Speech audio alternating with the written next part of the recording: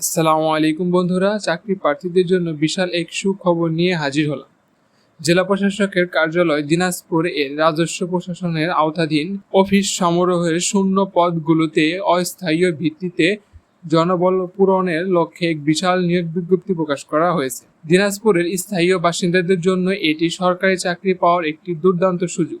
চলুন এই নিয়োগ বিজ্ঞপ্তিটির বিস্তারিত তথ্য জেনে নেওয়া যায়। এই নিয়োগ বিজ্ঞপ্তিটিতে 7টি ক্যাটাগরিতে বিশাল সংখ্যক জনবল নিয়োগ দেওয়া হবে। পদগুলো হলো ক্রেডিট চেকিং কাম সায়রাত সহকারী, পদ সংখ্যা 9টি।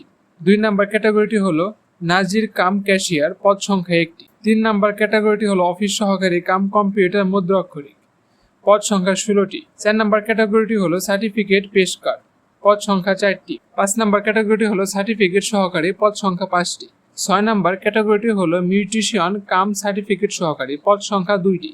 এবং 7 নম্বর ক্যাটাগরিটি হলো অফিস সহায়ক, পদ সংখ্যা 153টি। যে ক্যাটাগরিতে সর্বোচ্চ সংখ্যক জনবল নিয়োগ দেওয়া হবে এবং সর্বনিম্ন এসএসসি পাশে আপনারা আবেদন করতে পারবেন। তো শিক্ষাগত যোগ্যতা 1 থেকে 6 নম্বর পদের জন্য কোনো স্বীকৃত শিক্ষা বোর্ড হতে দ্বিতীয় বিভাগ বা সমমানের জিপিএ, উচ্চ মাধ্যমিক, এসএসসি বা সমমান পরীক্ষায় উত্তীর্ণ হতে হবে। পাশাপাশি কম্পিউটারের ব্যবহারের দক্ষতা এবং টাইপিংয়ে প্রতি মিনিটে বাংলা ও ইংরেজিতে সর্বনিম্ন 20 শব্দের গতি থাকতে হবে। এবং 7 নম্বর পদের জন্য যে কোনো স্বীকৃত বোর্ড হতে দ্বিতীয় বিভাগ বা সমমানের জিপিএতে মাধ্যমিক স্কুল সার্টিফিকেট, এসএসসি বা সমমান পরীক্ষায় উত্তীর্ণ হলে আপনি আবেদন করতে পারবেন। আবেদনকারীর বয়স জনপ্রশাসন মন্ত্রণালয়ের নির্ধারিত নিয়ম অনুযায়ী সাধারণ প্রার্থীদের বয়স এবং অন্যান্য কোটার ক্ষেত্রে বয়সসীমা প্রযোজ্য হবে। সাধারণ প্রার্থীদের বয়স 18 থেকে 30 বছর এবং বীর মুক্তিযোদ্ধা বা বিশেষ কোটার ক্ষেত্রে সর্বোচ্চ 32 বছর পর্যন্ত আবেদন করতে পারবে।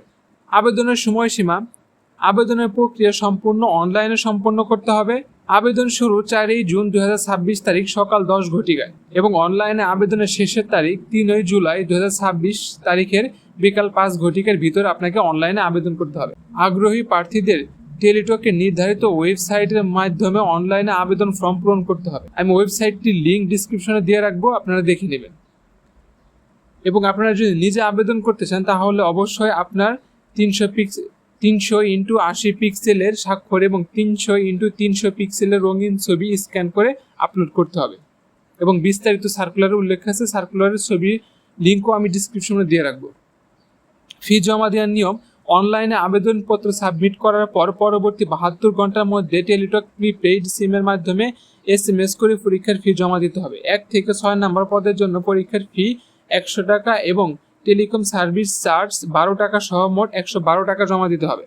7 নম্বর পদের জন্য পরীক্ষার ফি 50 টাকা এবং টেলিকমের সার্ভিস চার্জ 6 টাকা সহ মোট 56 টাকা জমা দিতে হবে। যদি আপনি মোবাইলে আবেদন করতে চান তাহলে সার্কুলারে নিয়ম উল্লেখ করা আছে, কোন নাম্বারে SMS পাঠাবেন বা কিভাবে SMS পাঠাবেন বিস্তারিত দেওয়া আছে।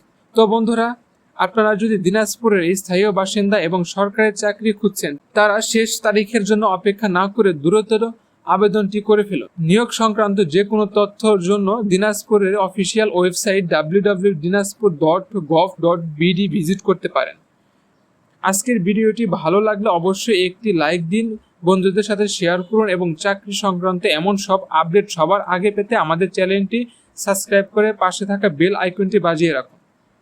এবং যারা ফেসবুকে দেখছেন আমার পেজটিতে একটি লাইক করুন। তো বন্ধুরা, দেখা হচ্ছে পরবর্তী কোনো ভিডিওতে। ধন্যবাদ।